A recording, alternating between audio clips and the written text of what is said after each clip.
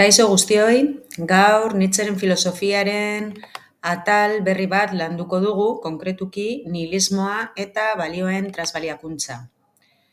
Nihilismo eta balioen transbaliakuntza azaltzen hasteko abia puntua nihilismo hitzaren esanahia izango da. Etimologia konkretuki, hitza nondik datorren.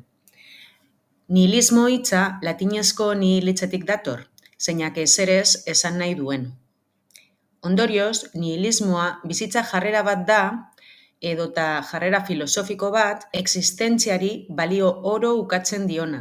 Bizitzak zentzurik ez duela baieztatuz. Nihilismoaren esan nahia Nietzscherengan konplexua da, eta Nietzschek zentzu desberdinak ematen dizkio hitz honi. Horregatik, 3 esan nahi ezberdin hartuko ditu hitzak Nietzscherengan. Eta esan nahi hauek supergizakiaren etorrerarako beharrezko pausuekin edo faseekin bat egingo dute. Goazen nihilismoaren lehenengo esan nahiarekin Nietzscherengan.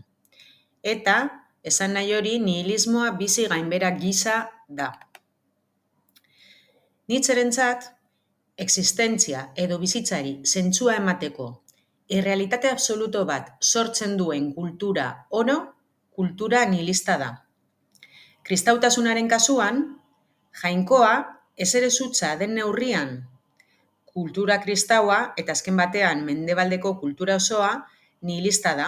Izan ere, kultura kristauak bere grina eta itxaropen guztiak existitzen ez den zerbaitetara zuzentzen ditu. Existitzen ez den jainko kristau batetara. Filosofoen mundu ideal eta razionala errepresentatzen duena. Honela hitz egin zuen Zaratustrak obran, Nietzschek nihilismo mota hau gameluaren metaforaren bidez adierazten edo irudikatzen du.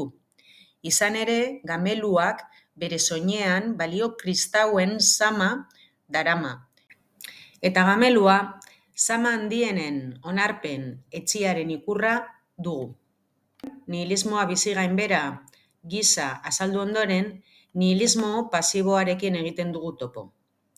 Nihilismo pasiboa jainkoa hiltzearen ondorioa da, hau da, jainkoan sinisten ustearen ondorio. Nietzschek hilda jainkoa guk hildugu aforismoaren bidez adierazten du. Jainkoak bizitzari zentzua ematen bazion, jainkoak galtzerakoan bizitzak ez du zentzurik izango, hutsala izango da, jasan ezina. Nihilista pasiboak jainkoa hildu, baina ez du indarrik bere balio propioak sortzeko. Eta egoera honetan denbora luzean egonez gero, suizidioan eror daiteke. Nietzschek honela hitz egin zuen Zaratustrak lanean, espirituaren figura hau lehoiaren metaforarekin irudikatzen du. Lehoiak daukan oldarkortasunagatik, bere ahalmen suntsitzaileagatik.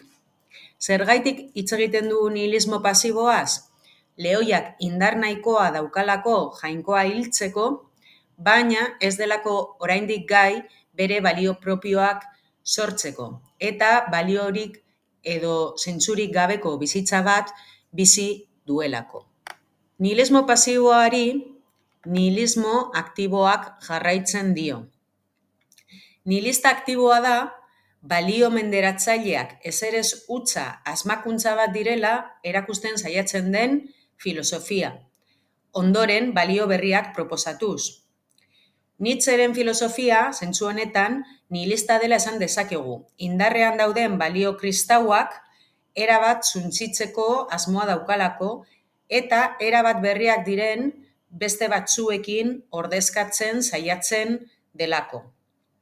Hau da, balio guztien transmutazioa edo transbaliakuntza proposatzen duelako.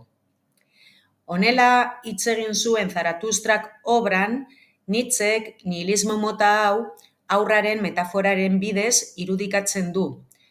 Haurrak bizitzarekiko jarrera garbia, aurreiritzirik gabea adierazten duelako. Eta jolasari garrantzia handia ematen diolako. Haurrak seriotasunez jolasten du eta era horretan bere balio propioak sortzen ditu. Haurraren metafora honek artistaren figurarekin paralelismoak ditu artistak sortzaileak diren heinean. Haurra lurraren zentzuarekin berriro topo egitea lortzen duena da, moral berri bat eta gizon berri bat agertzea ahalbidetzen duena, gaingizakia, alegia. Haurraren metafora gaingizakia da, eta gaingizakia izango da botere nahiaren arabera bizitzearen ondorioz balioen trasbaliakuntza egingo duena. Hau da, balio kristauak suntsitu eta bizitzari bai esaten dieten balio dionisiakoekin berriz ere moral kristaua ordezkatzea lortuko duena. Guzti honen ondorioa zein da? Nietzschek esaten digunez, kristauek kode moral aristokratikoa inbertitu zuten. Aintzinako greziarrek zeukaten Dionisio eta Apoloren arteko oreka hautsi egin zuten, eta ahulak indartsu bezala aurkezten dizkigu moral faltsu honek, eta indartsuak ahul bezala. Horregatik, gaingizakiari esker, nihilismo aktiboan, balioen transmutazioa edo trasbaliakuntza ematen da, moral kristaua gaindituz. Espero dut puntu hau, atal hau, ondo ulertu izana, eta zuen arretagatik eskerrak ematen dizkizuet. Hurrengo bat arte, zaindu.